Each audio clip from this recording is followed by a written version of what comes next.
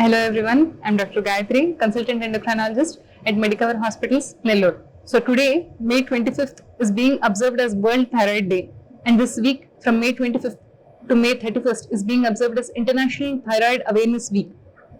So the World Thyroid Day or International Thyroid Awareness Week is basically a public awareness campaign to create awareness about the prevalence of thyroid disorders and about the importance of timely diagnosis and timely treatment of thyroid disorders. So why is this important? Basically, the prevalence of thyroid disorders is 1 in every 5 in India. So that is approximately there are 4.5 crore Indians who are affected by some sort of thyroid problem, which is why it is important that every newborn child be screened for a thyroid disorder. That is, 1 in every 3,000 children in India can have some sort of thyroid problem at birth, which is why it is important that they get screened. That is, approximately 10,000 children are born with some sort of thyroid problem. Similarly, every pregnant woman has to be screened for thyroid problem, and every woman over the age of 35 has to be screened for thyroid problem once in every 5 years, because the frequency of thyroid problems in women is 10 times more common than in men. And then who can get affected by thyroid problem?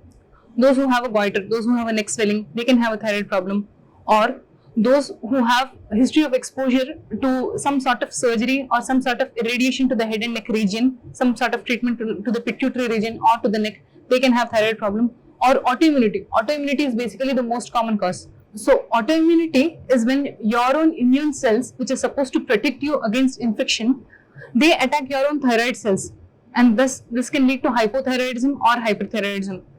So people can either have autoimmunity, and then people who have first degree relatives, that is if their parents or if their children or if their siblings have thyroid problem, these people have 9 times greater risk of having some sort of thyroid problem.